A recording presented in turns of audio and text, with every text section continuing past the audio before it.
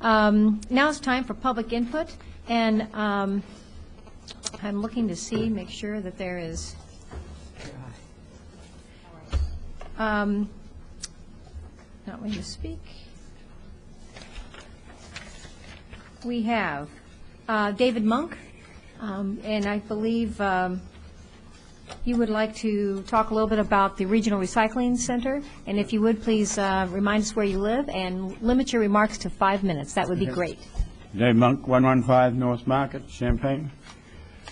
I'm not well informed by this, but I think that if you're going to have a regional recycling center, it ought to be on a railhead. The railroads are doing very well, and I would think that semis are going off the road, and I think that we should have, or if we have a recycling center, it should be either perhaps on the old yards at Urbana or nearby, or perhaps on the Canadian National Railroad going north. But I would find it strange to put such a center on Route 45 north. Okay, thank you. Oh, go ahead, Laura. I did ask that question of the Mervis people, and their answer was that to move things by rail from this area to their processing plants was very cumbersome by rail. Rail is better for long distances. Yes, well, we've taken out the major railroad that goes between here and Danville.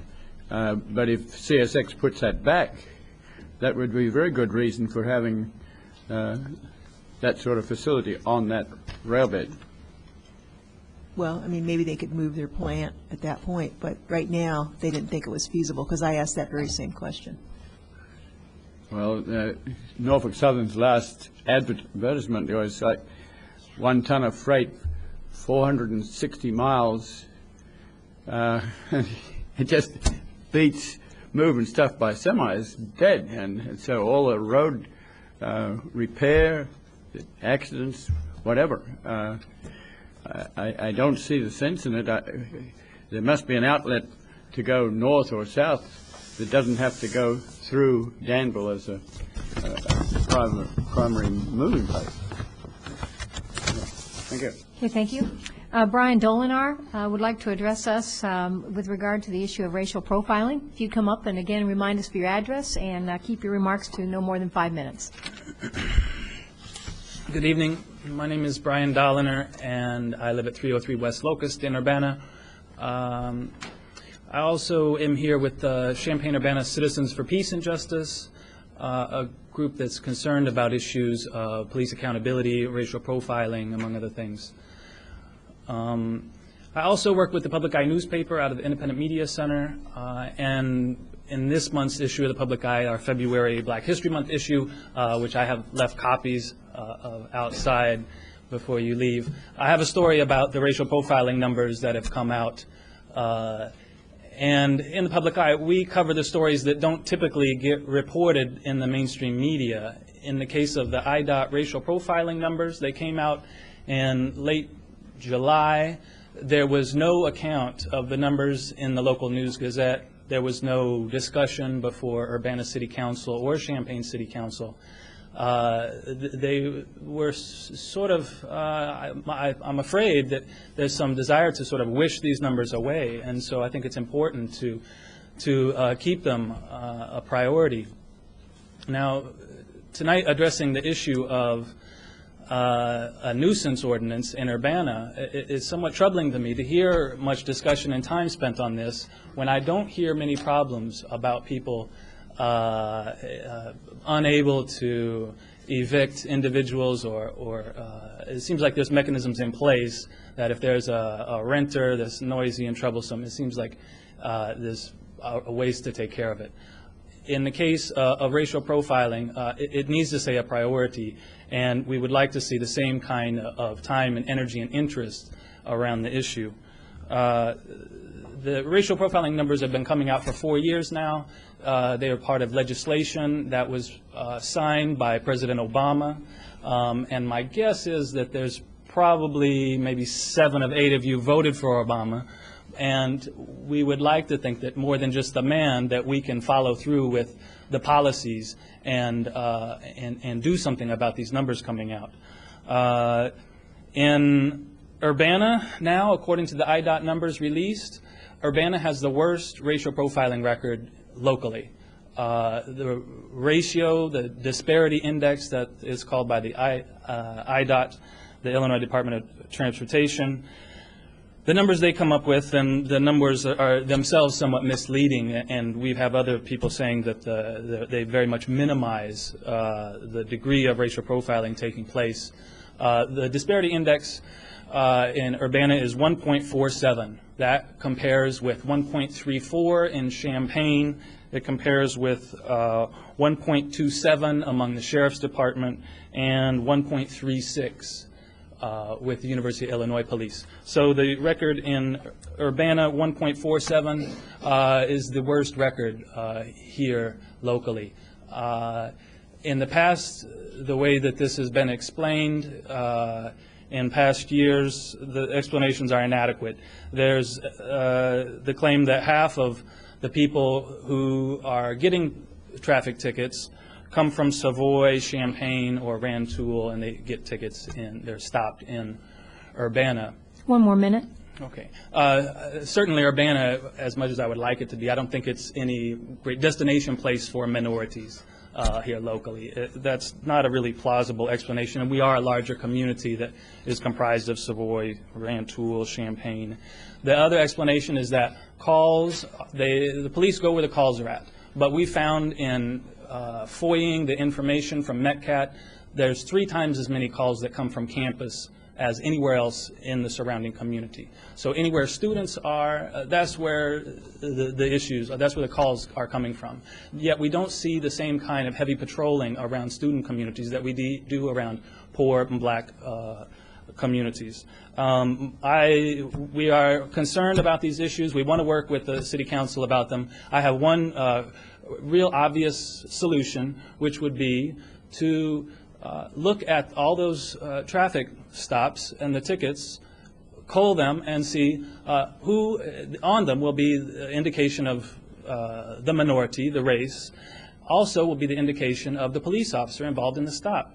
Who are the police officers stopping all these minorities? It would seem quite easy to cull from the records. So we would like to work with City Council, with the police chief, in finding real solutions to what we think is a real problem here. Thank you. Okay, thank you. Neil Parham No questions? wants to address us with regard to the nuisance property ordinance. Neil, if you'll go ahead and give us your address and keep your remarks to 5 minutes. Okay. Hi, my name's Neil Parthen. I live at 705 East Colorado, number 105 in Urbana. I'm here tonight about the mayor's comments about the nuisance property ordinance that occurred at the January 12, 2009 meeting of the whole. During the January 12th meeting, Mayor Pressing rebutted my concerns about possible suspension of rental licenses for landlords and wholesale removal of tenants from apartment complexes with the following statement, quote, "We don't have licensing right now for apartments, so it hasn't been written for Urbana at this point," end quote. However, this was the language that was used on the City of Urbana's site and was also quoted in the November 12, 2008 edition of the News Gazette when the nuisance ordinance was discussed. From there, quote, "The proposed ordinance would also give Urbana the authority to suspend the city rental license for a property for a period of 30 to 180 days, end quote. If closing an entire complex as a punishment was seemingly impossible, as our mayor stated, why did the mayor write in a February 5, 2009 memorandum that the ordinance should create a fund to pay for relocation if an entire apartment complex is closed? Why was one of the remedies available in that same memorandum suspension of rental license? Do we have licenses that can be suspended, or do we not? At this same meeting, Mayor Pressing personally asked me, quote, "Are you aware that Champaign has had this ordinance on the books," end quote. Firstly, it could not be the same ordinance because Mayor Pressing stated the Urbana draft was originally written for Aurora. So her statements that my questioning was not valid are themselves invalid since we're not comparing similarly written ordinances. Secondly, I'd ask this of the mayor and also the city council members. Why did we believe that if Champaign does something that the city of Urbana must follow suit? At this same meeting, Mayor Pressing said, quote, I chair the Neighborhood Safety Task Force, and what we have learned is that the most significant factor in decreasing crime at apartment complexes is the quality of the management, and that is why I've introduced this ordinance, end quote. I have received the minutes from that meeting because no report was available. From the minutes, quote, Chief Bealey stated that he believes that 98% of the time, the situation will be dealt with by the people present and will not require notifying the landlord. Another part, Chief Bealey suggested that it is usually best for the neighbors to work it out between themselves, end quote. There was no statement in the minutes that verified Mayor Pressing's claim. In fact, the task force minutes openly contradict the mayor's initial claims.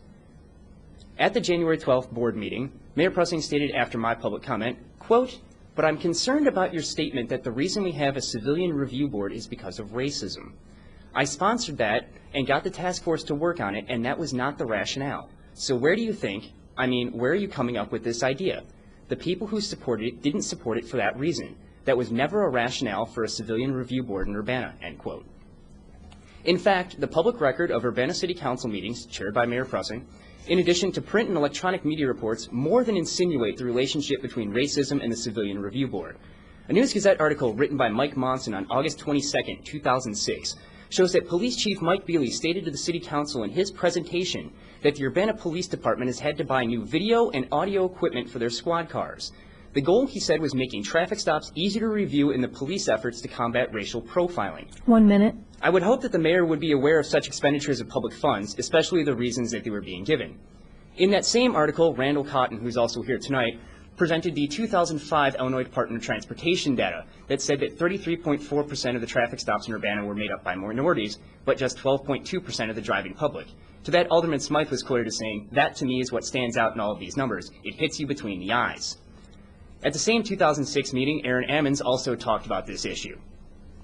In September 12, 2007 at the News Gazette, the 2006 data was also presented showing a moderate increase in the amount of minorities being pulled over. The data for 2007 is available and will be talked about, as Brian just did.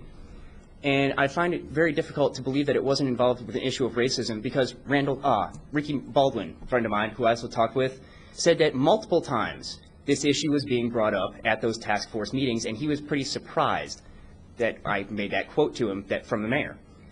So from this, we can draw three possible options. The mayor's ignorance is willful. Her memory may be unreliable, or she believes it is most expedient to lie. None of these excuses inspire confidence in this city council. There are well-supported concerns about a possible systemic mistreatment of minorities related to racial profiling and over-policing in our community. As such, entrusting yet more authority to the police does not inspire my trust or the confidence in this community. Until such a time that we elect a city government willing and able to recognize, diagnose, and repair the systemic problems we currently face, this ordinance in all good conscience must be entirely thrown out. Thank you. Okay, I guess we'll hear next from Mark Mallon. Mark, if you come on up and you want to address the nuisance ordinance and give us your address, and again, limit your remarks to 5 minutes. Thank you. My name is Mark Mallon. I reside at 610 West Stoughton in Urbana.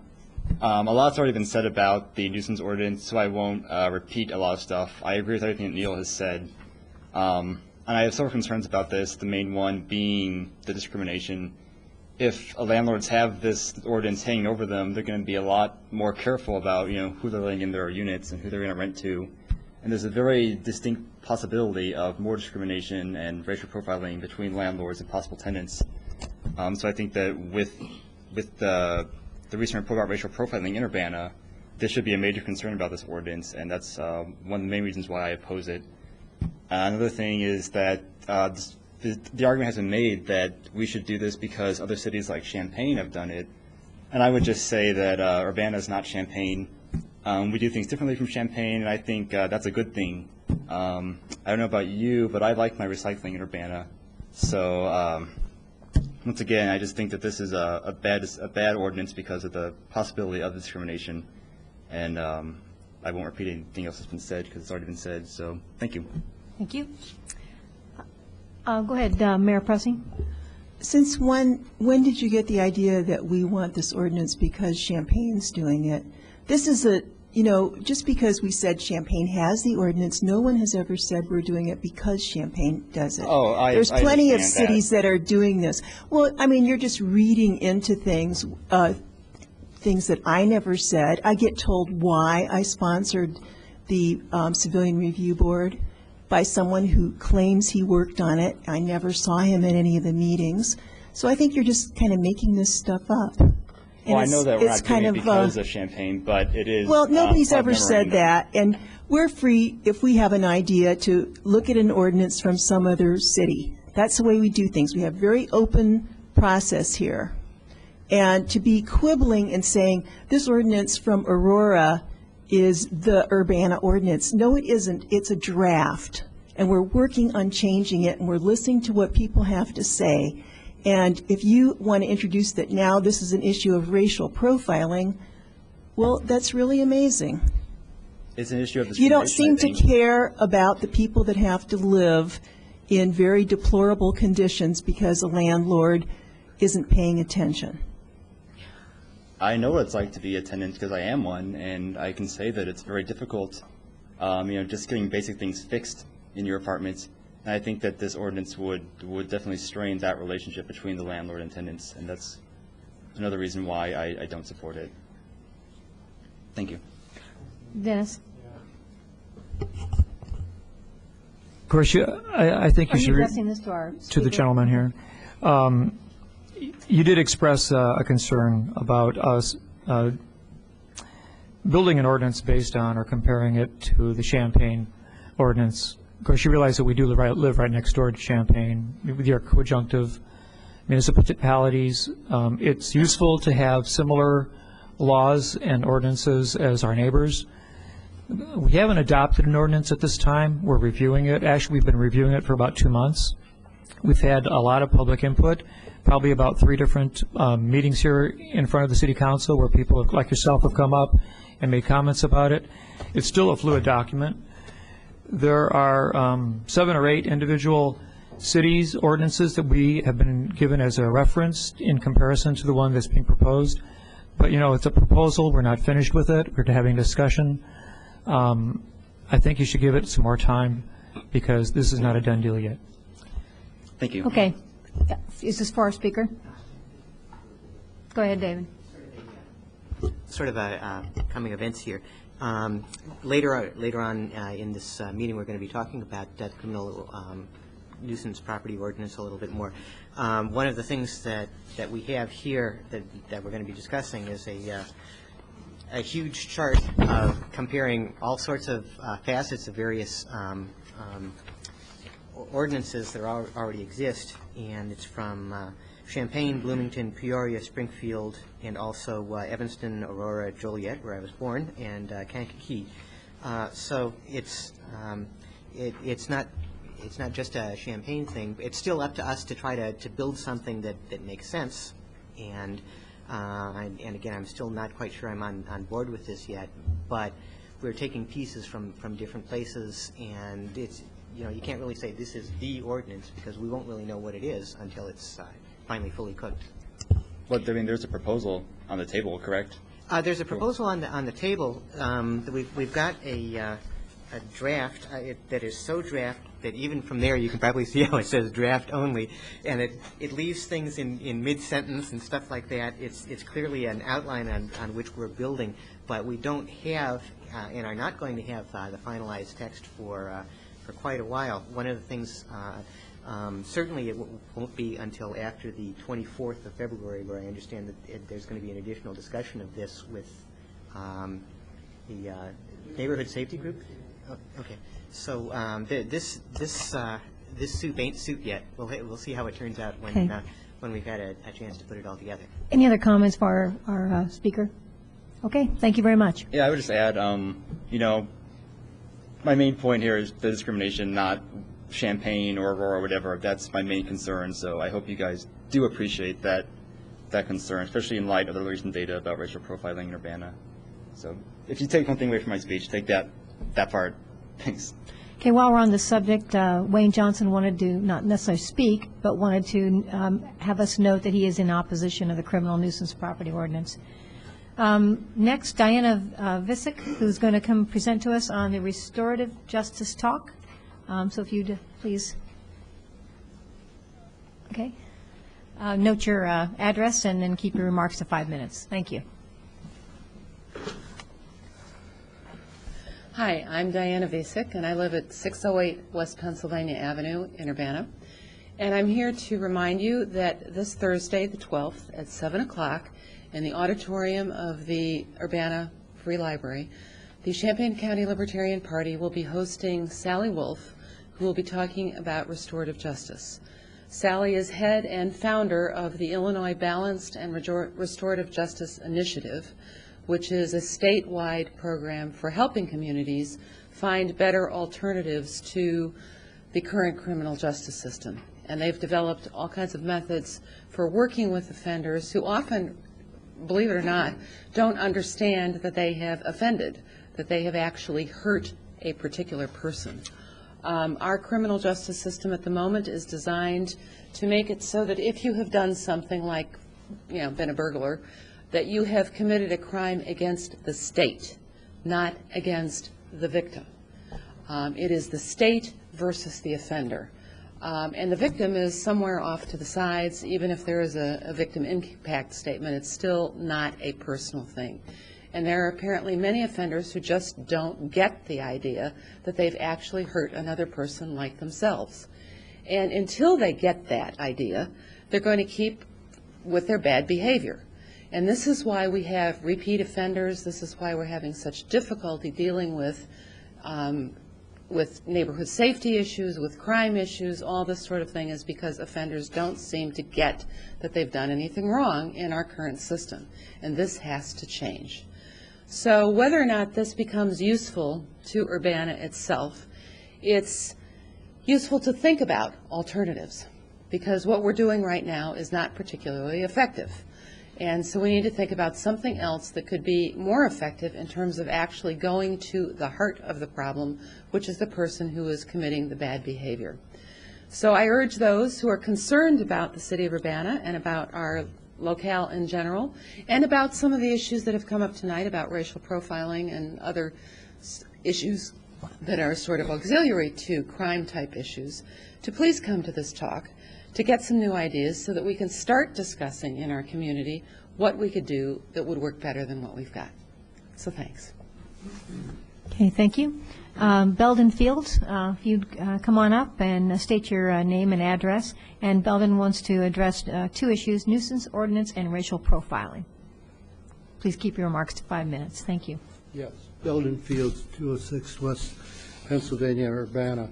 I don't want to impute bad motives to anybody, but I do want to raise a couple of questions. First, about the profiling. I'm sensitive to what the mayor has said about how unpleasant life can become when you are a renter in a building. I grew up in Chicago, always in an apartment. I never had a house till I came down to Urbana, so I know something about apartment dwelling.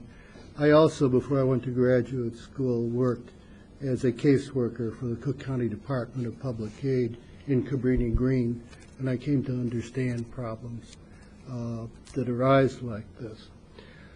But what I'd like you to do is to think about the context of this a little bit more. I raised last time my concern with collective punishment, where people are taken out even though they may have had nothing to do with the act for which there was judged to be an offense. But in addition to that, we're going to be facing a lot more criminal acts. The economy is going to worsen. People are going to lose their jobs.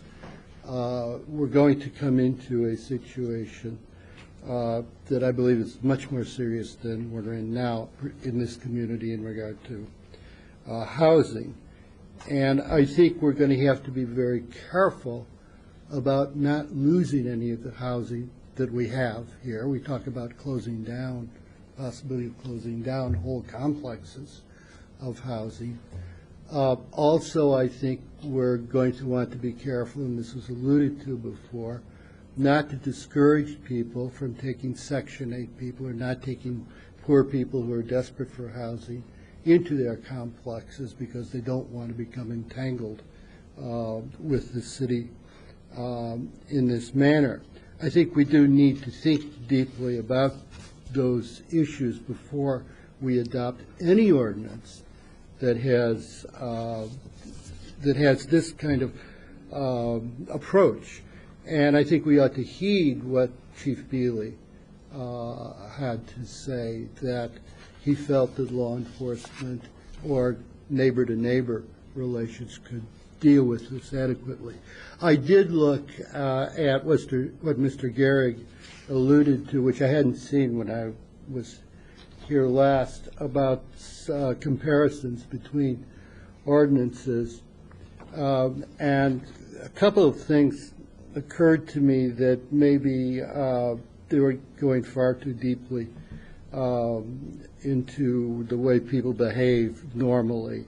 The obscenity, the public indecency here, and also possession of use of controlled substance. That's as well as the manufacture, sale, and distribution. I mean, certainly if a department is being used to manufacture and distribute controlled substance, that's one thing. If people in it are using controlled substances, I think it's a very different thing. So I would be careful. The other thing that struck me, because of a recent experience I've had with Oak Park, it hit me particularly hard, was the note under process and procedure, the last note in the first paragraph. Failure by the owner to receive notification is not considered a defense to a failure to abate the nuisance. I think that's dangerous. I was just tracked down by Oak Park because I hadn't paid a traffic ticket that I never received, and I was fined for not paying it on time, and I kept getting messages about these fines were going to increase, and I had never gotten the damn ticket. So please be careful. The other thing I want to raise is I agree what's been said about the racial profiling here. I was frankly shocked when I read that. And I don't want to say any more. I think it needs to be attended to, but I hope Randall Cotton, who's come in, who's looked over these data from IDOT that are processed by Northwestern University, can speak more in depth about these figures and why I think they're shocking, frankly. Thank you very much. Okay, thank you. Mayor. I wanted to ask you a question. You know, on the racial profiling statistics, I don't know, how people have changed how they're putting those statistics together. So I think you have to look at all these things, looking at the whole system, how it's being reported from the very beginning. But I think a police department can't just be judged on that particular set of statistics. What is the reputation of the Urbana Police? Well, it's a much bigger thing, and we have a civilian review board for the police because we believe in transparent government, but so far, although we've trained our board, they have not received any complaints. So I think that's an indication that there is a good police department. Now, I'm not saying there can't be problems, but I don't think that those statistics are a perfect measure by any means. And with all due respect, okay? With all due respect, Ms. Mayor, I don't think that people who are stopped on the street are likely to go to the review board. I think that most people who are stopped on the street and have their cars searched probably feel that if they even knew there was a review board to go to, because I don't think all citizens know that it exists, I doubt very much that they would go to it, and probably the review board would say, well, this is not the sort of thing that we can deal with. The guy stopped because he's got a tail light out, or this or that, was it a fair stop? I don't think that's why we created the review board. So I think we have to take these gross statistics very seriously. If minority people are now being stopped at a much greater rate than they were. We need to find that out. You're right, we need to know what the statistics mean. Compare what has been the past record of Urbana with what is the record now or last year of Urbana. Compare that with other communities. Right. But I don't think that we could just say the reputation of the police department is fine and this is not an issue. I think it is an issue. We want to maintain a good reputation of the police department. So we need to have frank conversations with them about what is going on. Why are people being stopped? Are there certain officers that disproportionately stop these people as opposed to other officers? Is there a problem with some of these officers? I think we need to attend to it. That's all I'm saying. Other comments? Okay, thank you, Ellen. I believe that's everyone who wanted to speak before the agenda items. Is that correct? All right, then let's move on. Market at the Square report. Tom Carino, I believe you and Lisa are going to come up.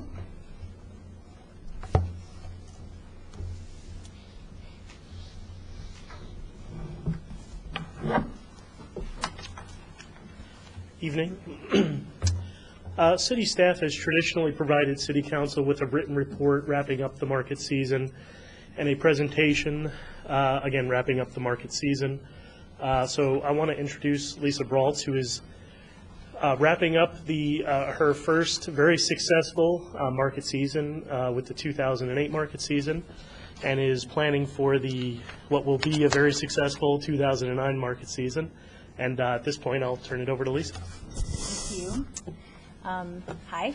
Thanks for having me tonight. Can you guys see the presentation in your monitor? Okay, because it's not projecting up there, so I just want to make sure that you guys could see it. I prepared this PowerPoint to present some of the high notes that were in the report that I wrote that was in your packet. And I also wanted to talk a little bit more about the people who rely on the market as a place for food, their social interactions, and it's also their livelihood. So we'll get started. Come on. Help.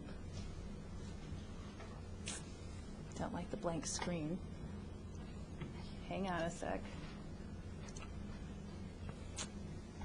It's not working.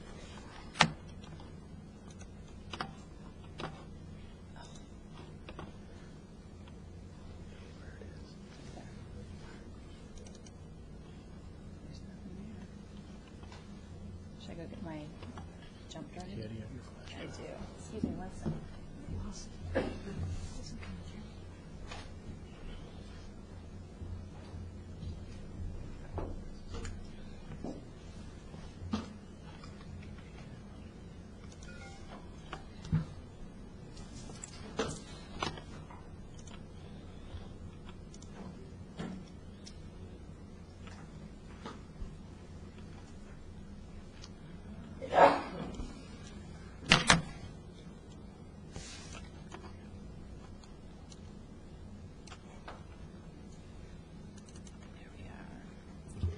Remember, the computer's supposed to be there to make your life easier. I know, yeah, you think, right? Okay, let's see if we can get it this time. Haha, okay. So the first thing I want to talk about is some trends. There are some trends regarding farmers markets and food procurement worth mentioning that are national, statewide, and local. And they demonstrate that the role that markets play in local communities. And we're really lucky because we have a community that has really embraced its local market. The USDA's agricultural census came out like on Friday or Thursday, right after I had finished my report.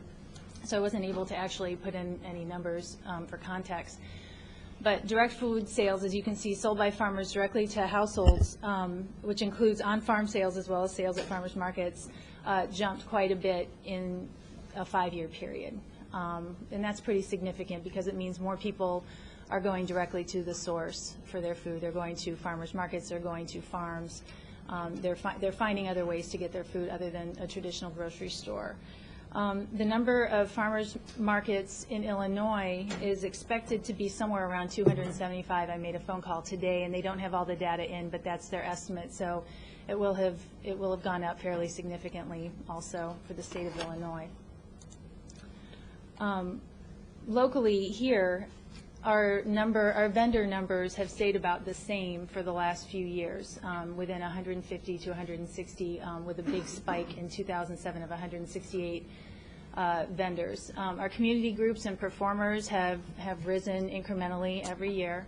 And I don't have a graph for the number of patrons, but we had a 19% increase in 1 year in terms of patron attendance. We have an average of almost 6,000 people per weekend coming to the market. Now, early in the season and very late in the season when the weather's not that great, you don't have 6,000 people coming to the market. But as I mentioned in the report, we broke records in August. 3 out of the 4 weekends in August, we saw almost 10,000 people on those weekends coming to the market. So people are definitely coming. So I'm going to talk more about the people. Pictured here is Austin Grammer. He makes custom-made rain barrels, and they were a big hit in Urbana. He had a great year, and he'll be back in 2009. The vendors, of course, are extremely important to the market, and the 3 I have pictured here are really important for a variety of reasons. John Chernus is the owner of Blue Moon Farm. He's in the upper left-hand corner of that photo. He's on the right. He hates having his picture taken, so I'm really lucky to have captured that. Blue Moon has been around for about 15 years, maybe a little bit longer. Below him, Elisa DeMarco is the head cheese maker at Prairie Fruits Farm. They do the goat cheese, and they're located here in Urbana. They've been here, I believe, since about 2005. And Bob Kleiss on the right, his father, Barry, was one of the founders of Urbana's market. And the elder Kleiss passed away a couple of years ago, and I think it was for a while. I don't think Bob wanted to keep going, but as you can see, he enjoys being out at the market, and we expect him back for our 30th season. Most of the vendors are extremely engaged and pretty vocal in person, and also in the survey that I attached in the packet. They are not shy about letting staff know what they would like to see out at the market. So I really enjoyed working with them and have a pretty good relationship with them. So I look forward to 2009. Community groups are also a big part of the market experience. As noted on the graph earlier, they've increased over the years. I remember not that long ago when maybe you would have 10 community groups out there on a weekend, and that was pretty good. And now I have to turn people away or make extra space for them. So you can see the guys from WILL, they were out quite a bit toward the end of the season. And it was a pretty busy year out there for the community groups, particularly the political parties. It was an election year, so it was pretty busy out there. I really enjoyed working with them as well. And I used to work for the Eastern Illinois Food Bank, and I used to table myself quite a bit. So it's really great to have them out there. And they all benefit from the exposure that they get at the market. They're getting their message out to thousands of people every weekend. It's a really great opportunity. We also have performers, as you can see. And it runs the gamut. We've got everything from indie rock up there in the upper left-hand corner. They were great. They only performed one time. I wish they would have come back. Rodney Peacock was playing jazz flute in the mornings for us for a little while. And then we would have, like Gypsy Soul was kind of a flamenco band. We've had bluegrass. We had people doing spoken word presentations, balloon art for the kids. The performers are a really important part, and the street busker atmosphere is I think, is a positive. We've had some conflicts in the past with vendors, but hopefully this year we'll be able to straighten things out so that the folks who are a little bit louder, like the drummers, maybe aren't right next to them. And then there are the patrons. According to our estimated crowd counts, nearly 160,000 patrons visited our market this year. That's a really significant number. And there were times when it would get extremely busy, even in the fifth row.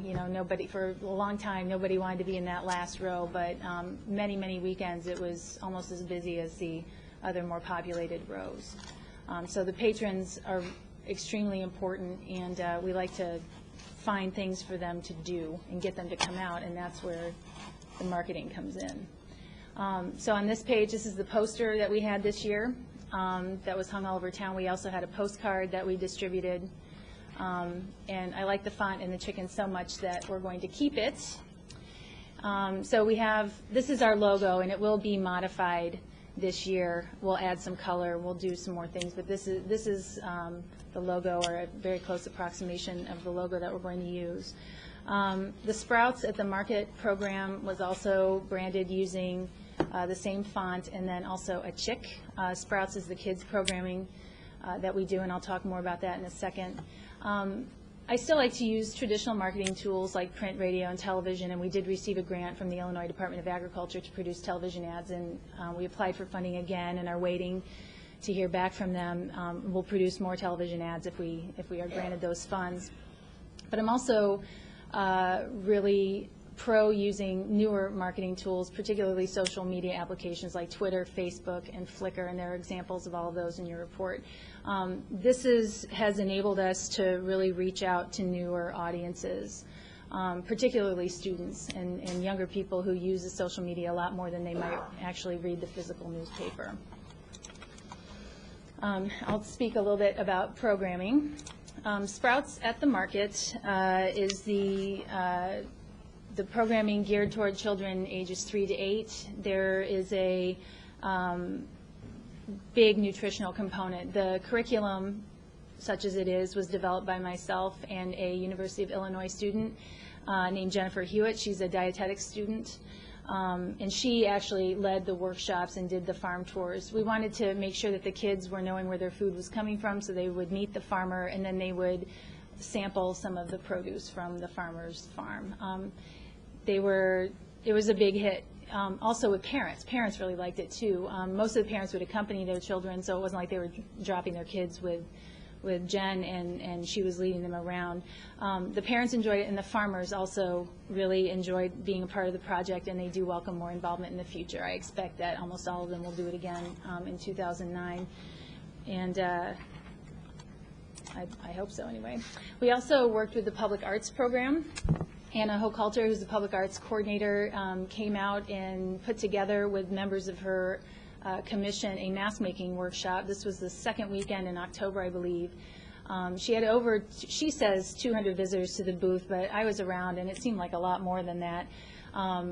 And as you can see from the photos, there were some incredibly creative pieces created that day. Everything was free. Kids, adults, people of all ages came and made masks, and it was really great. I got a lot of positive feedback from that event as well.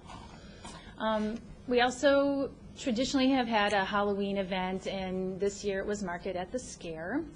And but it was extremely cold that day. It was about 20 degrees outside, and so we didn't get a lot of kids in their costumes. So we handed out candy to them, whether they had a costume or not. We also had cider, and we'll have another event this in 2009, probably called Market at the Scare, but we'll probably have some different activities around that.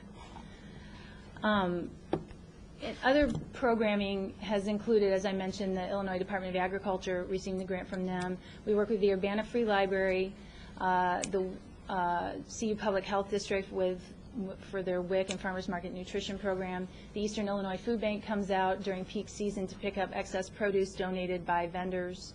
We worked with the MTD on the bike map release. We got the bus out and did a press conference.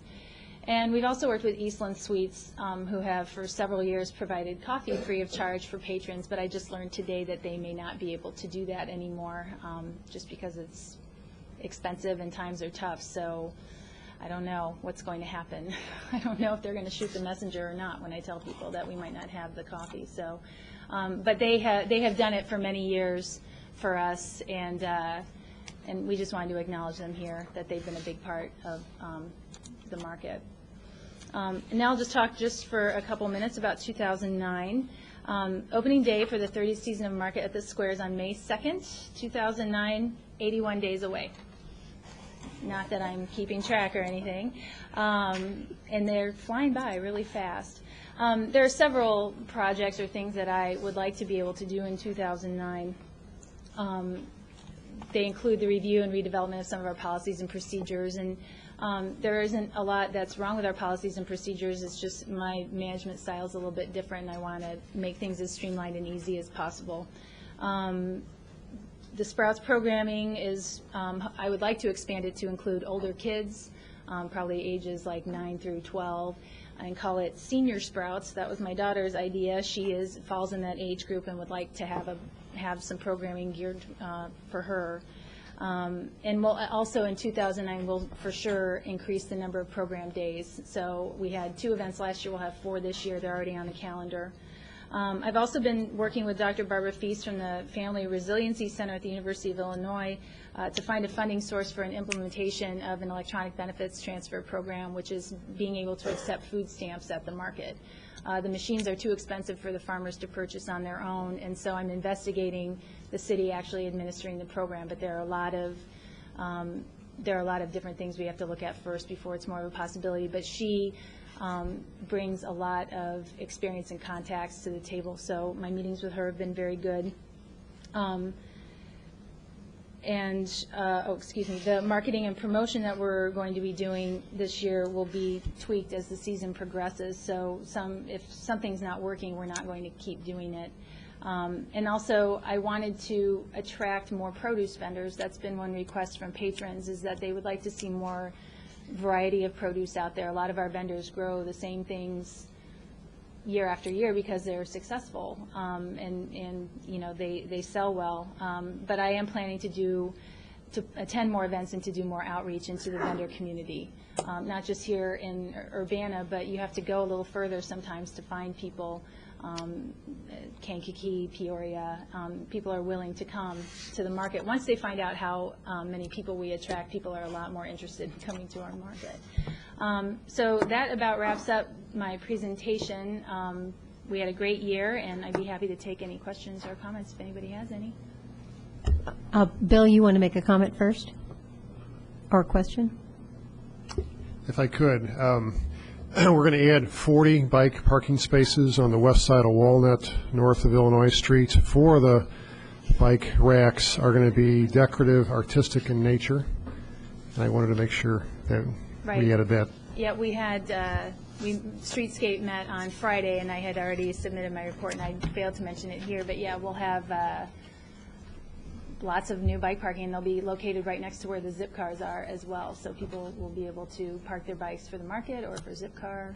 And also the food co-op, they've mentioned too that a lot of times more people are wanting to ride bikes when it's nice out. And I know that the arborist, Mike Brunk, doesn't like it when people lock up to trees. So I think the bike parking is a good addition. Brendan. Yeah, thanks for your report. This was really helpful. A lot of the issues you identified are right on. I appreciate the policies and procedures piece, and the WIC card piece is definitely important. And just it's good to see you taking a fresh look at this and bringing new ideas like Twitter and things to the table to promote the market. There are 3 suggestions that I have that are maybe a little bigger in big picture issues, but 3 suggestions for the market that I wanted to pass on to you both. First, that I think one of the key aspects of the market for me still, the market's great on its own, but one of the key aspects of the market is how strongly we can connect the market to the rest of downtown.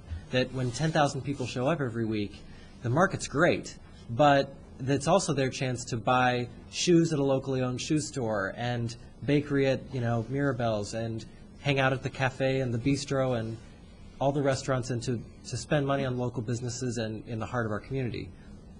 So anything, and I know that we've talked about it before, Tom's done a lot of work before, maps, signage, encouraging people that even though it seems like it's a million miles away to walk through Lincoln Square and get to Main Street, but encouraging people to connect with the other local retailers in downtown. Just in the last week, I've had several meetings with Susan Tolson from the Urbana Business Association addressing this issue, and they have talked about having an event on the second Saturday. This is just an idea. I'm not sure how far along they are in the planning, but having an event on the second Saturday of each month that would draw more people downtown.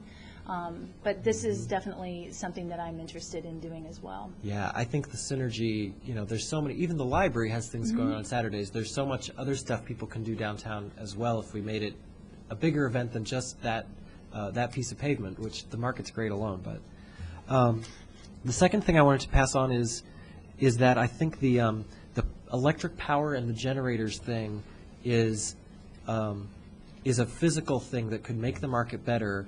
If I remember right, we still have a lot of vendors especially to this direction, bringing their own generators that are kind of noisy, and people walk down the sidewalks, but the generator's so noisy, their dogs freak out and, run everywhere. If we could at all ever have power installed in that parking lot or provide powered spaces to some of the vendors so that they didn't have to bring their own, dirtier, noisier gas generators, but they could just plug into our outlets. I know we have outlets for other big events elsewhere in downtown. I think that would improve the quality and the comfort level of people getting to the market and be a premium for vendors. The last suggestion is that it is sort of a game changer. To me, one of the big things that interrupts the market is when it rains. And I know we do the market rain or shine, but we definitely don't get 10,000 people when it's rainy, which happens a lot, especially during spring and summer here in the Midwest. I've been to the Ithaca Farmers Market, which is covered and goes a little bit longer. It's just covered with roofs, not walls, but it makes such a difference in the dynamic. The Soulard Market in St. Louis is another that's an indoor market in a great open-air facility, but it really allows them to go longer and for people to count on being able to shop there every Saturday, not just thinking, well, if it's nice this Saturday, I can shop there, but otherwise, I just got to get food another way. They could really plan on this being their Saturday grocery experience. I know that would take us as a city, we own the parking lot, but it would take investing in awnings or doing something to shelter from the rain a bit. But I think just doing awning-type structures would add a lot to the market and really change the game and make the market a permanent event like I've seen in Ithaca and St. Louis, and I know markets are in other places. And the coolest idea to me would be, well, hey, if we have to put up awnings, we might as well put up solar panels too, and then the market can be off the grid, and it can be the zero carbon market, and there's lots of other great synergies. Okay, Charlie's thinking the same way. That's exactly what I wanted to say. But I think having awnings and rain protection would let so many more Saturdays happen and let people go there every Saturday and count on it and really make it a different thing. So thanks again for your work, and I hope those ideas are things that can bubble around a little, and not this year, but at some point. Charlie and then the mayor. Yeah, I'd second the whole issue of shelters, and especially the solar, because you could solve your electrical problem, and the extra energy could be sent to the grid, could be provided to the city building, and so on. I think that really, and given the technology of solar panels and other designs I've seen of this, bike shelters also is another component where they're talking of putting solar panels over those. I wanted to say that there's a number in here that really struck me, and that was the 50% number in the first couple pages. 50% of the vendors are from the Champaign-Urbana area. And to me, the market represents, it's an important local business. It pays homage to the adage that, if you want to grow if you want to grow business, your local people are where you should start. And, we're clearly seeing growth in the market. To me, it's also important to note that local markets provide both food and energy security. Why not grow stuff locally? Why not buy locally? You're saving the energy of, transporting some of the stuff thousands of miles, and at the same time, you're also providing, security of knowing that your food can be raised and grown locally. And we've got a number of great local vendors here, and you may pay a few more pennies to buy it, but it's fresh, it's quality, and it supports your neighbors. So I think it's great. The one big suggestion I have, in addition to echoing Brandon's, is that I'd really like to see us expand indoor market. And I know we move in the fall, or we move to Lincoln Square for several weeks through December. I think that's a great thing. But seeing the success of markets, and in Chicago, for example, I know now there's a market every other week. I think it's the even Saturdays of the month. It's called the Green Market, and help me, it's near Lincoln Park Zoo, right? The Green City Market? The Green City Market, yeah. And they've got an indoor facility. It's twice a month. I think something like that, it's great to give the vendors and everybody a rest. If we could start mid-February or something like that, with an indoor market leading up to when we can get outside, I think that would be a very positive thing. Another 10 weeks or 12 weeks of the market, and it also ties in with helping Lincoln Square and providing a connection to downtown, because it is a walk through Lincoln Square to get to downtown. Thank you. Mayor, and then Dennis. Well, I told you earlier that I really appreciate the artwork in this. It's really great. And also, since most of these people are craft vendors, it would seem that that could be moved indoors. I know that, the vegetables aren't going to be produced in the wintertime, but is there, even if it weren't every week, maybe it could be every other week or once a month or something?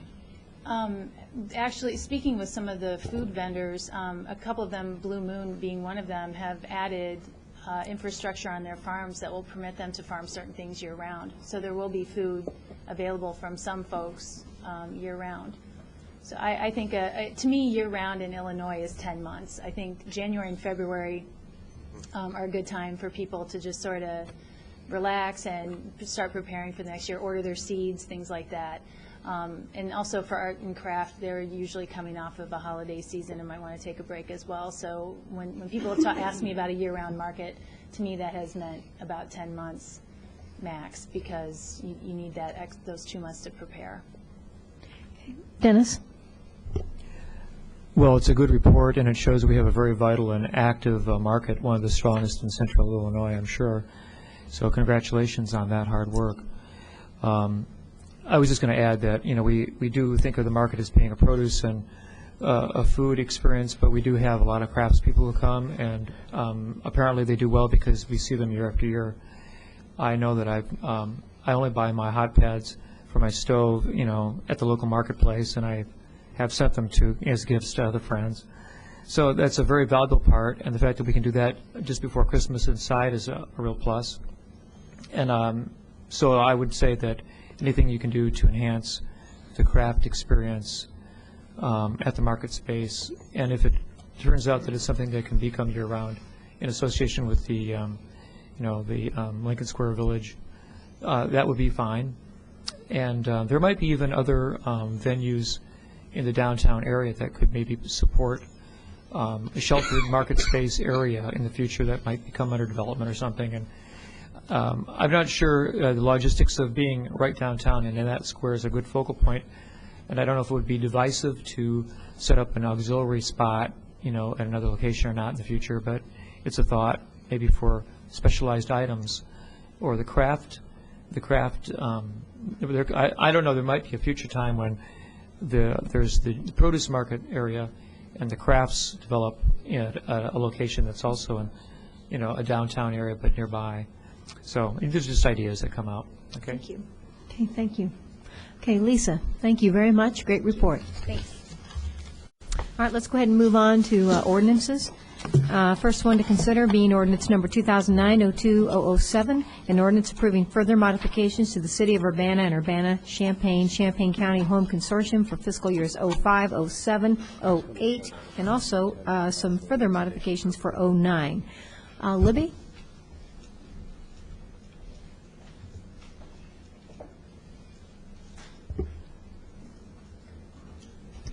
These are the annual action plan amendments that John Schneider spoke about a few council meetings ago, and it's to those 4 different fiscal years involving, for the CDBG funds, reprogramming regarding Center for Women in Transition projects to consolidate those funds into their one project involving HVAC improvements.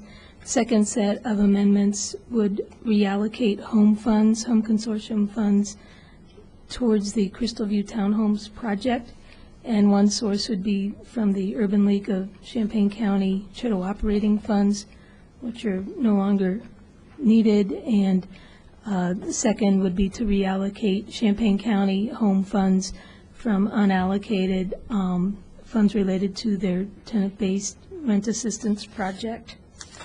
This amendment had the obligatory public hearings and 30-day review, and were also reviewed by the Community Development Commission, which recommended their approval. And we have here staff from Homestead and from CWIT to answer any questions, as well as Kelly Hartford. Are there questions? Seeing none, is there a motion? I move to send this to council with a recommendation for approval. Second? Is there? Second. Thank you, Dennis. Okay, motion by Charlie, seconded by Dennis. All those in favor indicate by saying aye. Aye. Aye. Okay, it goes to council. Thank you very much, and thank you, Libby. Next item is resolution number 2009-0203-003R, a resolution approving and authorizing the execution of an amendment with the Illinois Department of Transportation, Windsor Road. And it may be, I don't know, do we want to? 7 and 8. 7, 8, 9, we maybe can do it in an omnibus fashion, and maybe, Bill, if you want to address all three. And then we do have someone, though, who wants to speak at the time of the agenda on this item. So if you'll wait just a second, and we'll go ahead and have that person come on up and present. Wayne Johnson, come on up and state your address, and if you would, keep your remarks to 5 minutes. Thank you very much. My name is Wayne Johnson. I live at 1810 South Vine in Urbana. The city of Urbana is poised to spend the conservatively estimated sum of about $7 million plus on a reconstruction project on Windsor Road east of Boulder to High Cross Road. This project is said to include wide grass median strips, traffic controls, sidewalks, and multi-purpose paths. The city is considering the appropriation of the sum of about $3,900,000 or as much thereof as may be necessary, in other words, open-ended, from any money now or hereinafter allotted to the city to pay for its share of the cost of this improvement as described in this agreement. This would roughly use up the city's allocation of motor fuel tax for 4 years, but it is stated in the resolution that the county of Champaign would share equally in this expenditure. Now, at a recent meeting of the County Board Financial Committee just a few days ago, it was noted that Champaign County is just barely meeting its expenditures for the current fiscal year, and next year, with escalating costs and revenues that are uncertain at best, the county might not be able to provide their almost $2 million for their share of the project. The state of Illinois is essentially bankrupted, and the federal government will be looking to the Federal Reserve to simply print the money that they'll need for a project like this. Further, the city of Urbana is quite likely to be in about the same boat as the county. Costs are going to increase. There's a matter of about $1.6 million to be repaid for Myers for the improvements to Philo at Windsor. There's a question also of the current economic recession and the specter of a worldwide depression with hyperinflationary collapse of fiat currencies and a catastrophic devaluing of the U.S. dollar. Perhaps make Katrina look like a pimple. That could mean that the city could become severely depressed to meet its most basic needs. And there may be some real needs. I'm talking about food and clothing for people so that they'll have something to eat rather than go and rob and riot in the streets. The economic conditions are already affecting people here in Urbana. With unemployment on the increase, citizens are not in any position to accept additional tax increases. So one definite question is, can we afford this expense at this time? Well, the answer is probably not. The total cost of the project is nearly $200 for every person living in Urbana. That's $800 for a family of 4. I think that many of us might not agree that $800 of our money should be spent out there on that sector of Windsor. Whether the money comes from the federal government or the IDOT or the county or the city, we realize that it's not free money, even if the Federal Reserve simply prints it fresh and crisp for our consumption. The people are going to carry this cost on their backs. One must also consider the intrinsic need for this rebuilding project and the projected benefits. Windsor from Boulder to High Cross is a remote part of the city, and it is a low-traffic zone. You can fall asleep counting cars out there. There is not much traffic going down that corridor, and it doesn't serve any high-population districts. It's mostly countryside and cornfields.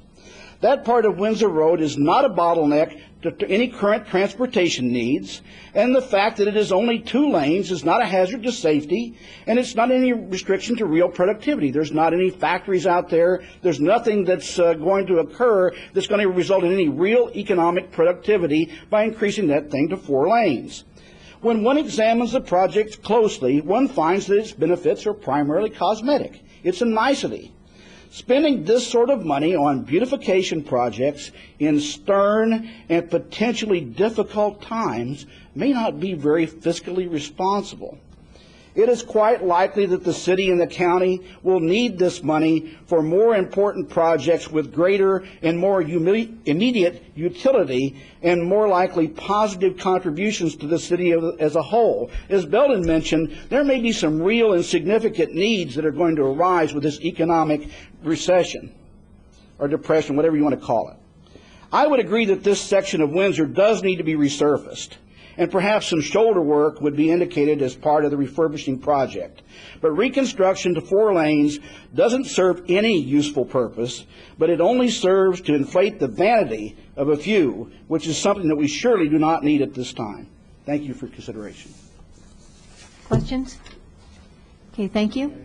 Oh, Dennis, question? Yeah, which few people are vain, whose vanity is being appeased here? Would you want to indicate that, please? Yeah, I believe it's probably the same folks that think that spending money on public art across the interstate at this time would be a good idea. We don't have the money for this kind of thing. If the economy was doing very well, I think it would be a tremendous idea. But we're looking at potentially very stern times. My neighbors are laying in dried beans, and people are laying in bottled water. People are concerned about the economic times. The city may really need this money for something else. The road needs to be resurfaced. There isn't any bottleneck there right now, and you're going to need this money sooner or later. And if the economy improves, and then there becomes a real need, then I would go ahead and do it. But it's the kind of thing that you do typically whenever there's a real problem. And it's going to be pretty. It's going to be really nice. It's going to be a nice way to come into Urbana. But there's not that much traffic, and it's not going to do anything to cause any real economic productivity. So I don't see it as being a good investment, sir. Thank you. Thank you, Wayne. Okay, Bill. Thanks. What is before you this evening is a couple of resolutions that are required in order for us to move forward with this project, namely that we would be committing to this IDOT agreement, committing to pay our local share of the project, and lastly, that the city portion of the project would be coming from motor fuel tax money. We would be reimbursed from the Champaign County over a period of several years based on cash flow matters that they have. They're using motor fuel tax monies. They're in a little bit of a pinch from the standpoint that they'll be reimbursing Champaign for the Curtis Road project, which is a county share to that project along with this. They'll be going on concurrently. But they allow, or allocate, I should say, around $1 million a year for cities-related highway projects, which is part of their motor fuel tax monies that they receive. So what we're looking for is these 3 resolutions for approval. We're targeting the April 24th letting. Okay, thank you. Is there discussion or a motion? I'll make a motion Okay, Dennis. to advance Resolution 2009-02-003R, 004, and 005 to our next meeting of the City Council with approval. Okay, is there a second for this omnibus motion? Okay, David. All right, all those in favor of moving these forward to council, please indicate by saying aye. Aye. Okay, thank you. Those are approved to move forward. Okay, moving on now to resolution number 2009-02-006R, a resolution for improvement by the municipality under the Illinois Highway Code, North Lincoln Avenue Bridge Replacement. Mr. Gray. Thank you. Some months ago, we entered into an intergovernmental agreement with the county and the township to proceed with the engineering design for this bridge. Again, this is the bridge on North Lincoln Avenue, north of Interstate 74, real close to Super Value or Wilbur Road, if you're familiar with where Wilbur Road is. The bridge is needing to be replaced. It's an important facility, especially for the industrial-related traffic that we have on North Lincoln Avenue.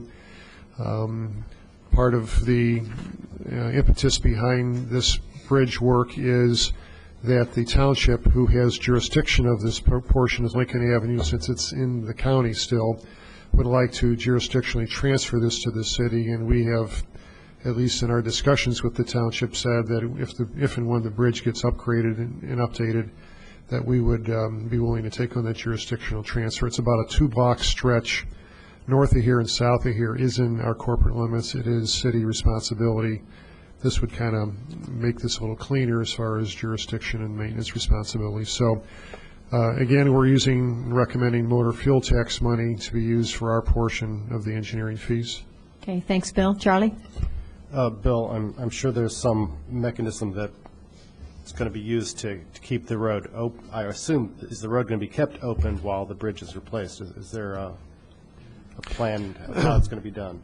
That's in the works as part of the design as to how that's going to happen. I can't answer that right now, but, well, let me rephrase that. There will be a way to use Lincoln Avenue because there is no alternatives. Okay. So the actual detailing of will we build the new bridge west of the existing or east of the existing, or will we build it half at a time and do a traffic signal, type of setup on a bridge? I don't have that answer right now, but I will have it soon. Okay. I'd move to send this to council with a recommendation for approval. Thank you. Is there a second? Okay, all those in favor indicate by saying aye. Aye. Okay, thank you. That'll be moved along. That takes us to item number 11, and item number 11 is actually just a discussion item. It's not a item for vote tonight, and if you'll reference the memo that from the mayor dated February 5th, it's in your packet. And then before that, we have two people who would like to address the council. Diana Visick, if you would come up, and you'll be addressing this item that we're just about to discuss, and if you would limit your remarks to 5 minutes, that would be great. I'm Diana Visick, and I'm still at 608 West Pennsylvania Avenue. As people who have talked about this ordinance over time have brought up the fact that there are many, many problems with this ordinance in all kinds of ways. Discrimination, violation of rights, lack of equal protection under the law, a laundry list of problems as it has been drafted, and I understand that you are going to be changing it. But it may be that the actual conception of this ordinance is part of the problem with coming up with something that will work. And in your current packet, there are these charts of other cities in Illinois who have similar ordinances. The fact that they have them, in my mind, does not mean anything. It just means that they are perhaps as desperate as we are to appear to be doing something about crime. It doesn't mean that this approach has any validity. It would be much better for Urbana, instead of trying to rework a badly conceived law, to just think about being a leader of a real solution to the problem. Where is crime coming from, and how do we address it? Because no one in this room wants to live with crime. No one wants to live in an unsafe neighborhood. Everybody who's brought up problems with this ordinance still wants safety. They just don't feel that this is the way to go about it. So rather than looking for a Band-Aid, something so that the city can say, hey, we're doing something, it might be better to be more open-minded and to think from the beginning of how do we address crime. Where is crime coming from? How do we deal with it before we have to deal with it on the streets? And it might be good to discuss with others in the community, the police, other community groups who are also very concerned about crime, to get a more basic approach, to think of it more globally from the beginning without having this attachment to this particular badly conceived ordinance. We would get much further, much faster if we started earlier in the process, more at the beginning, and said, okay, so what do we do to eliminate bad behavior? Not to punish somebody, anybody that we can get our mitts on, but how do we actually start eliminating bad behavior at the source, which is with the perpetrator. So I hope that when you discuss this, when this goes to the Mayor's Neighborhood Safety Task Force, and as you start discussing it more seriously, that you look at it from that perspective, rather than just feeling, hey, we've got to do something quick, let's get something out. Thanks. Okay, and then Randall Cotton, would you please come on forward and state your name, your address, and keep your remarks to 5 minutes.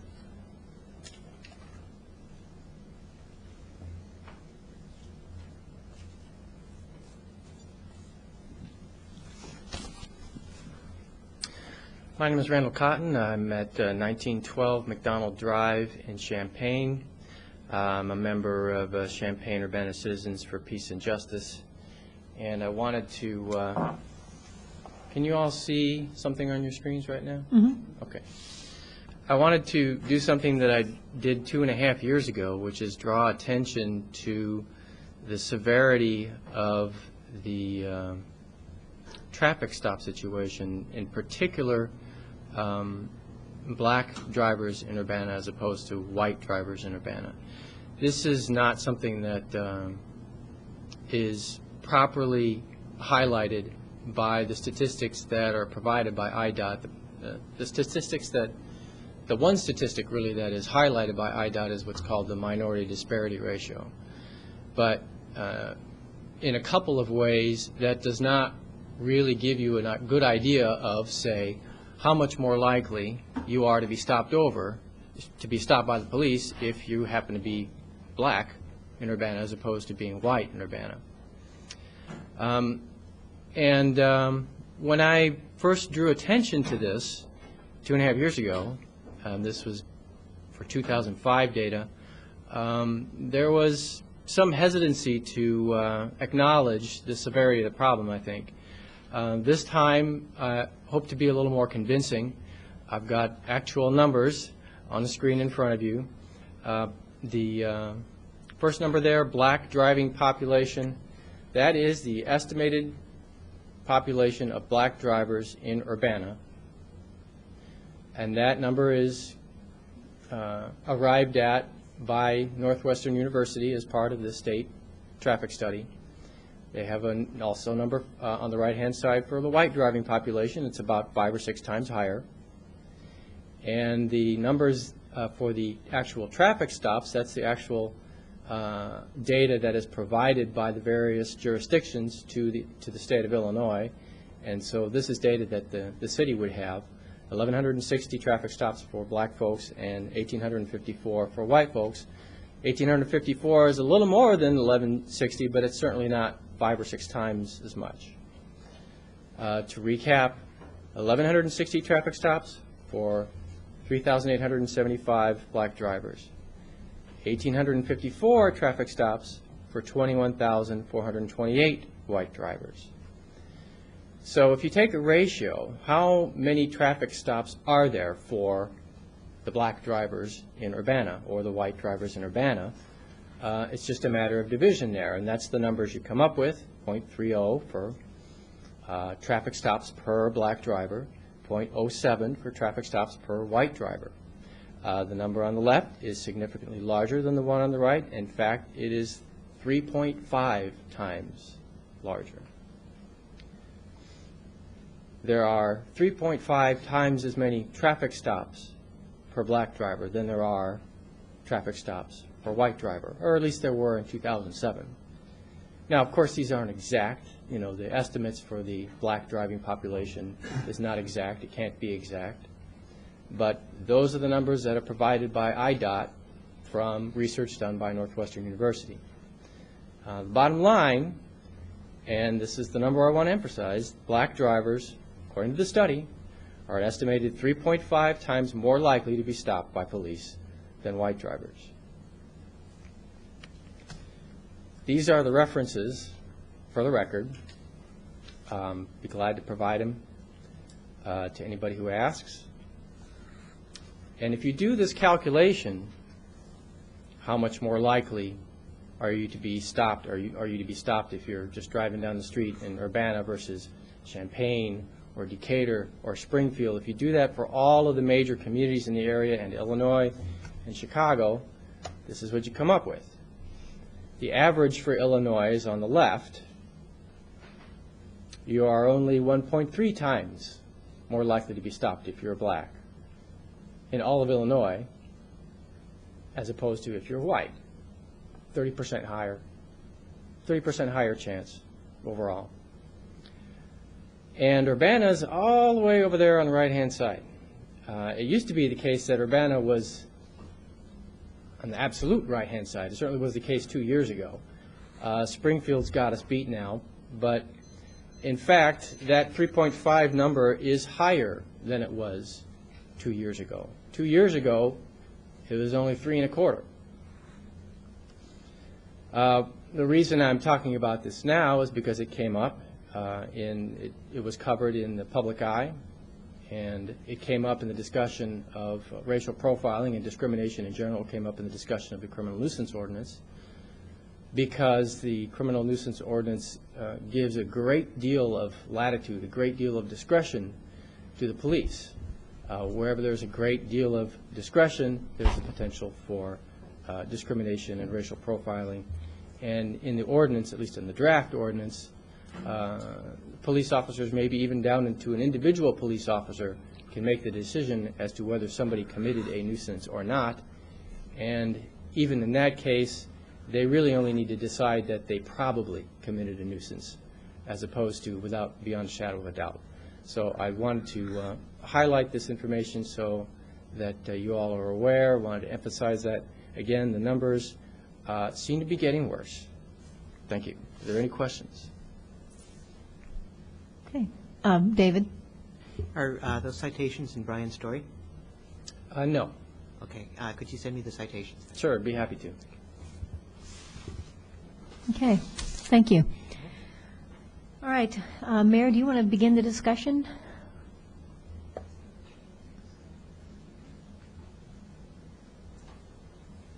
Okay. We are in the process of, what I've done here is take some of the comments that were made by council members and by citizens about their concerns over the proposed criminal nuisance ordinance.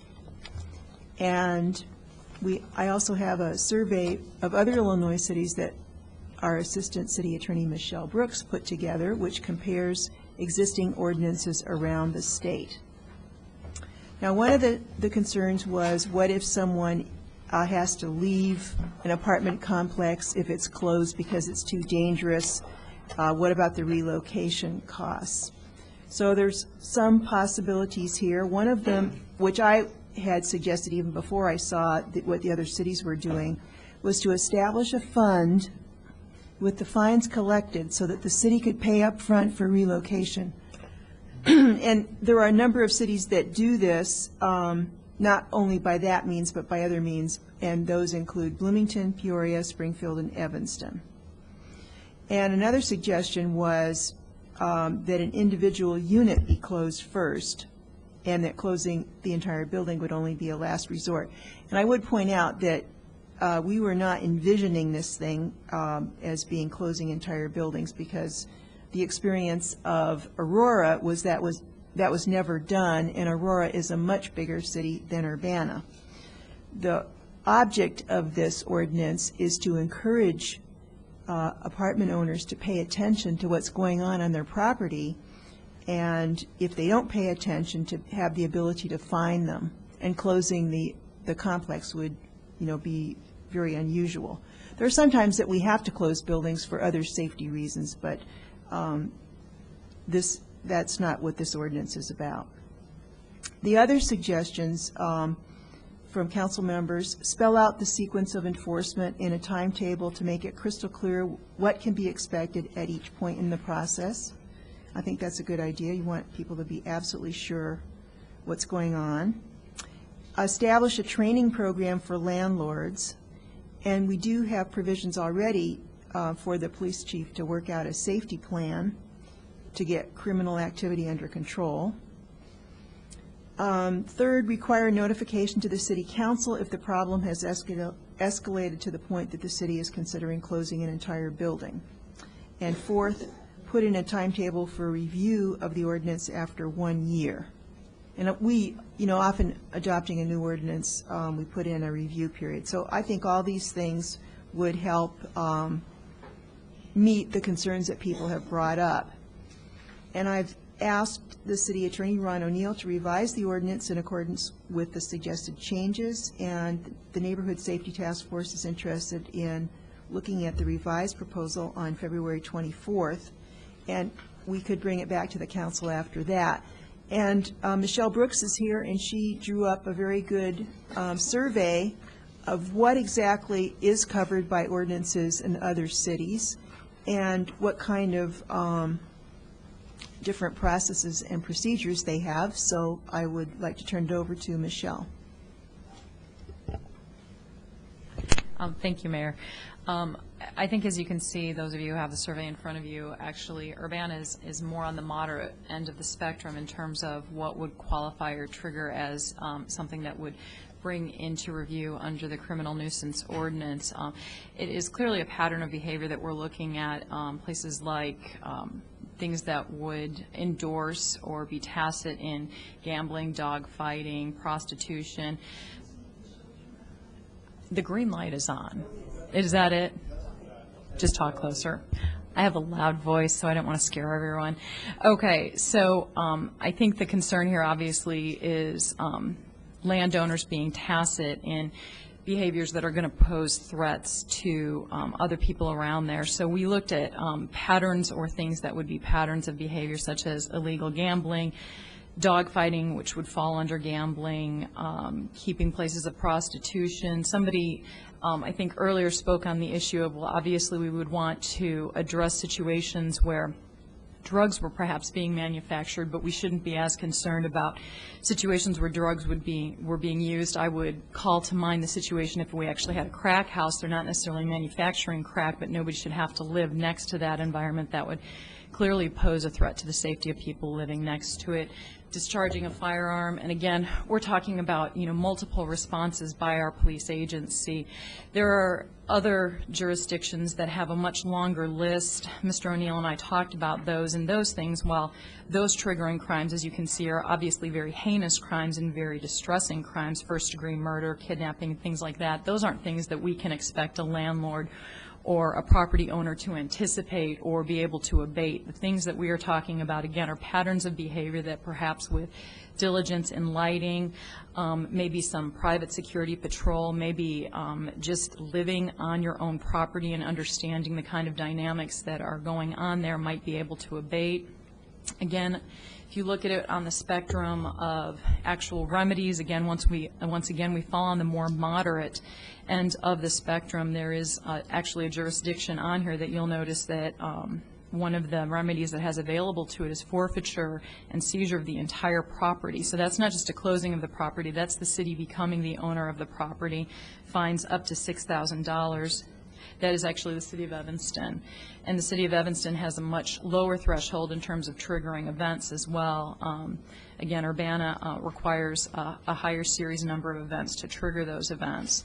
So, and I understand the concerns that everyone has voiced about, giving us yet another tool that they're concerned about, but I think these people need to bear in mind that there are hundreds of statutes that are available to the police to address crime, and we trust in the discretion of our police in terms of whether they're going to make arrests, whether they're going to write ordinance violations, things like that. So, we want to have available things to protect our citizens, and there are things that we can do to try and enhance that. And I think, as the mayor said, this is something that can come under review. So if you have any other questions about the way I drafted up the survey, please just feel free to ask. Heather? Of the 8 other communities, which would you say is the closest in number of population to our community?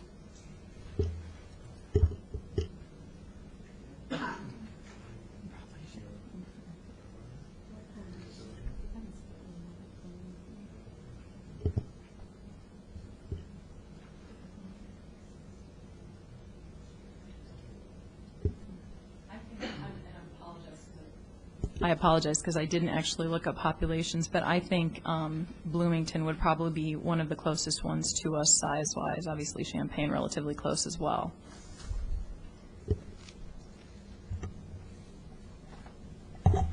Yeah, thanks, Lynn. I have 2 questions. What is the number where the that initiates number of calls, and we were talking about 2 calls in a 6-month period to a unit as being what might initiate or trigger the police to evaluate whether this ordinance has has an activation. Is that correct? Are we still talking about that? I mean, there's been some discussion. I've heard here some suggestion made of raising the number. With regard to some of the other communities that have this, it varies. A lot of the ordinances I've seen have the threshold of 2. Some have 3 or more. Some have sort of a bifurcated system where it's 2 of a certain type of criminal nuisance and 3 of another. So, for example, if there's certain types of activity that community deems as much more serious or deleterious to the welfare of the community, maybe the threshold is 2. For other types of crime, it would be 3 or more. All right. Go ahead. So Michelle was just pointing out to me that in Evanston, it's the threshold is really low. It's the commission of any felony or violations of any of the city's ordinances. My understanding is that that in some instances the police have, sometimes 2 calls a week to certain neighborhoods or units. So expecting 2 calls a month or a 6-month period is actually almost kind of unimaginable, really. Well, as being I mean, yes, there's rather a low expectation for yes, I mean activity here. If you think about it, how many of us have ever had a police call to our residence or any business we own or any property we own? It just doesn't happen a lot. So if you got 2 within 6 months, I would think that would be extraordinary. I mean, that from my experience, both as a property owner and as an attorney, 2 calls for service within 6 months to your property for the types of activities that are listed. I want to make that clear. It's not just any call for service. It's 2 calls for the types of activities that we're talking about here in our ordinance and the other ones. I have one more question about that. I wonder if we could get data, and I don't know if it's possible, Michelle, or not, to learn how many times closure of a unit has occurred in the various communities that we've sampled. That would be some pretty interesting and valid material to learn from. Yes. And that would be a nice thing to have on the chart. Definitely. We can get that information. In I fact, think that would be... I believe when I first drafted an ordinance like this years ago, I called, I believe it was Joliet, because they were one of the first communities of that size to do something like this. And theirs had been on the books for a few years, and they had only done it once. They'd only done it once after several years. Now, keep in mind, that was 5 years ago. So. And we know how much the earth has changed in 5 years. Yeah, sure. Okay. All right. But I think it would be very germane to have that information. Sure. Because it would tell us how often this ordinance would actually possibly come up for use or at least consideration. Sure. And in fact, maybe one of the things we can do is try to get information from the AG's office, the Illinois AG's office as well. Because as I had mentioned before, there's also state nuisance statute where a state's attorney of any county, as well as the attorney general, can also move to seize properties if, in fact, there's crimes of certain delineated statutes. They have certain statutes enumerated. If they're violated, they can file action. And I can try to find out how many times in the state of Illinois that's occurred. And you remember from your personal experience in Aurora, since you helped draft the ordinance there, and that's a much larger town population-wise. Unofficially, it's like 156,000 people, and unofficially, it's probably more closer to 176,000. Crime there, it dwarfs anything that's happening here in Urbana. And they have many more large complexes and rental properties. In fact, in Aurora, there are 40,000 households, and that was in 2005, if I recall correctly. So here there are 40,000 people, but there's 40,000 households. And as I said, in the few years that after it was enacted, it never had to go that far. and I don't want to mislead people. I think it's important for me to point out that language is in there for a reason. There could become a set of circumstances where we would want to do that, and I don't want to sit here and make it sound like we wouldn't. What I will tell you is that unless a property owner, and I'm not just focusing on landlords, I mean any property owner, it could be commercial property, unless they are absolutely unwilling to do anything in good faith to cure a problem, a chronic problem, and have no sense of business or their own, personal financial well-being, it never gets to that point. I mean, if you can be fined up to $700 or however much we set our fines at per incident per day, I would think, unless you just are going to dig your heels in, you wouldn't have any reason to get to the point for us to seize your property. But in the instance of certain homes, maybe that become crack houses or certain businesses that have intractable criminal activity occurring on their property, yeah, we might seek to do that.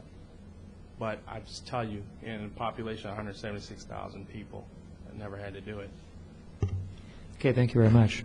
Brandon, and then Charlie. Yeah, thanks. First, just, Dennis, a quick comment. I know you were saying, isn't it easy to get 2 calls for service? Tell me, I guess, if I'm mistaken, but the trigger isn't calls for service here. It's easy to have a lot of calls for service. It's crimes where we can show there's a preponderance of evidence that the crime happened, which is way different than there just being a call for service. So the trigger of 2 calls is a very different thing than 2 of these, discharge of a firearm kind of And I might add crimes. that this is also not something that we get to decide by ourselves. It has to be adjudicated. That, in other words, a police officer has to come in and explain to a hearing officer or a judge, here's what I saw, and investigated that verified that these 2 criminal nuisance activities occurred. Yeah. So I just wanted to clarify that to make sure that it was clear about crimes versus calls. There are 2 suggestions that I wanted to put on the table, and they were things, Ron, that I'd emailed to you, but I know it was probably my fault. I didn't CC the mayor when I sent that email. And so I just wanted to mention, I just wanted to mention 2 suggestions that I hope you might consider putting in or talking with the Neighborhood Safety Task Force about and seeing what they think. And they're certainly 2 suggestions I would consider making here as a motion later at the point we're actually looking at text again. The 2 big suggestions for me are one that we simply take out the remedy of closing the whole building. There's been a lot of discussion about it would never get that far, or it's something we'd almost never use, or it never happened in a lot of the cities that had this. And I just think if that's the case, why even include it? It's fine if the landlord does something wrong by not responding to us, by not cooperating with the police, by letting crime happen on their property and even encouraging it, then find the landlord for what the landlord's doing wrong, but don't decide that we're going to punish everyone in the building for the landlord's fault. And so I still would support taking that out and saying that's not a remedy we'd ever use, so let's not even put it in writing. The second suggestion is one about reducing the scope a bit. Obscenity and public indecency are the 2 biggies for me. Those aren't the reasons the Neighborhood Safety Task Force wanted this. I don't think, we don't have an obscenity problem, we don't have a public indecency problem. That's what was the driving force for this. That's not what people in Urbana are concerned about when it comes to their safety, especially in rental housing and apartment buildings. Alderman, can I ask you, I just want to clarify something. You all know that when we talk about obscenity, we're not talking about someone using foul language here. Right. We're talking about something that, usually with graphic sexual conduct that, that is not protected by the Constitution. Yes. Let's put it to you like that. Hey, all the things on this list are bad. We don't want people to have to live next to any of the things on this list. Right. But the things that were the reason for this ordinance, and the reason I think the Neighborhood Safety Task Force wanted to consider this, were drug activity, somebody dealing drugs next to me. That's serious. Battery and assault, a woman getting pushed over and her purse getting stolen. Like, those are the things that are the reason I think this came to us for me. So, yeah, obscenity's bad, public indecency's bad, but the tools we have for dealing with those, I think, are working. And our police have tools and can solve those. So removing some of those crimes from the list of what triggers this ordinance, to me, makes sense, so that we're narrowing in on what's really the problem we're trying to focus in on, which for me is drug activity, assault, battery.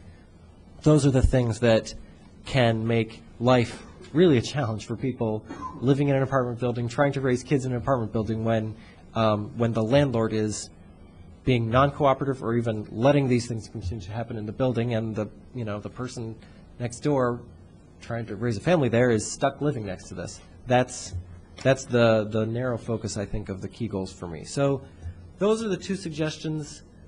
Obviously, you'll decide about how you bring those up with the Neighborhood Safety Task Force and whether you put those in or provide those as an option. I don't quite know whether you'll give them options or just have an open-ended discussion, but I hope you consider those, and when they come back here, those are the kind of things that'll be on my mind again.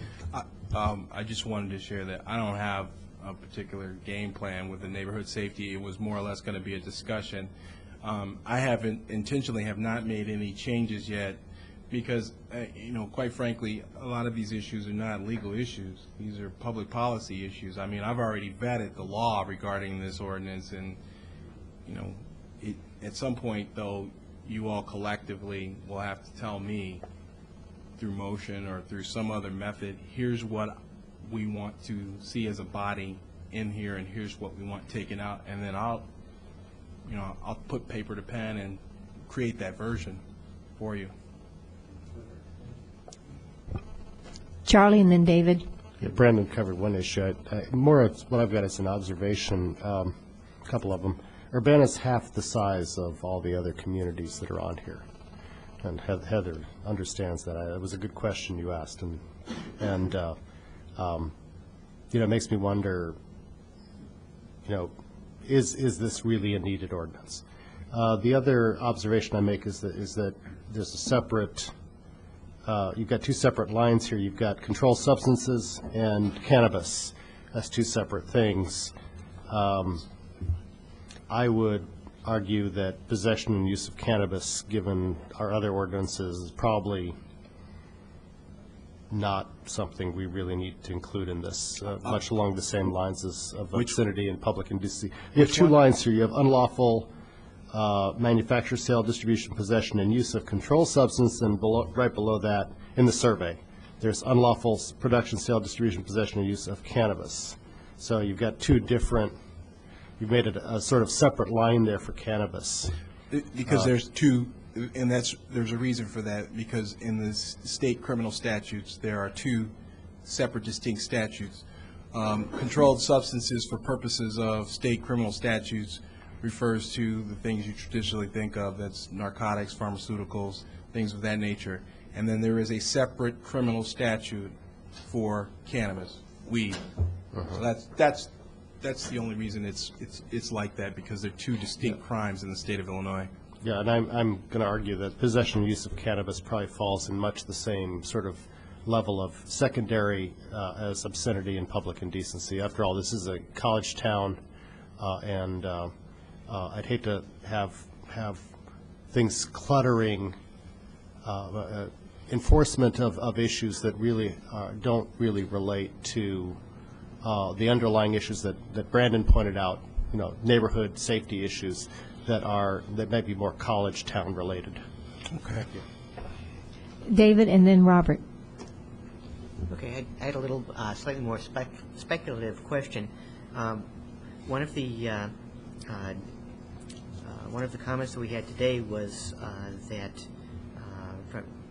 one of the possible problems with a criminal nuisance property ordinance is not the actual enforcement, but the chilling effect and what that might have to do with how that might affect renters being rejected or being turned down as they're looking for a place to rent. And I'm wondering, is there any way that we can find out whether there has been this kind of chilling effect, this kind of profiling in areas where there has been an ordinance like this? Is there any way that we can? Actually, I can answer that. The young man here said, we're Urbana, something to the effect of we're Urbana, we do things differently, and you do. But we have specific protections against that type of discrimination via our human relations ordinance that precludes a landlord from using a conviction, a criminal conviction, as the sole reason for not renting to someone or not allowing them housing or some other public accommodation. Other communities, to be totally frank with you, take a different philosophy to this matter.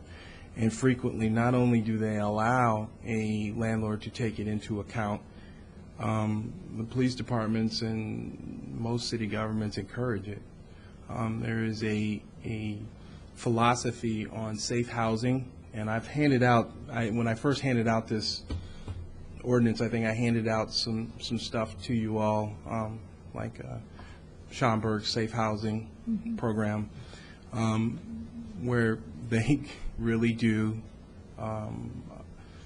educate and promote not renting to people who are coming into the community who are committing crime. It's a very important distinction from, say, someone who, made a mistake 10 years ago and wants to live in the community versus someone who just got arrested and convicted for dealing crack.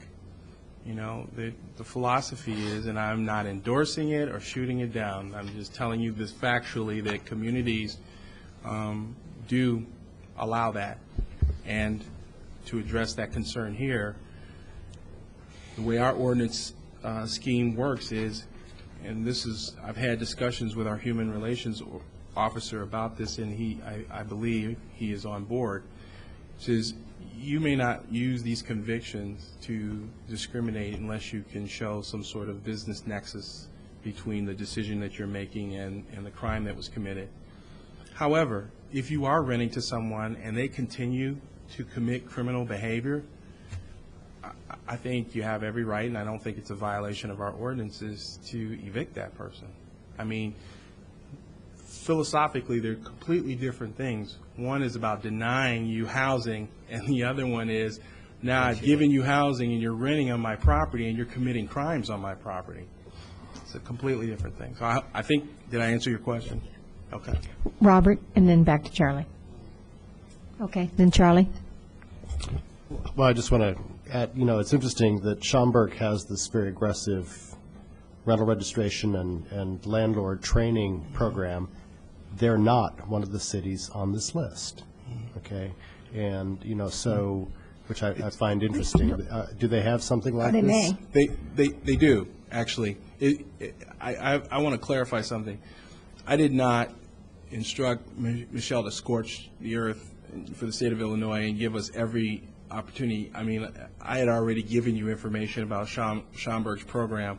I asked her to go find other communities other than the ones I had already shared with you that may have these ordinances, and I actually asked her to focus on, some of the bigger cities in central Illinois. So that's why.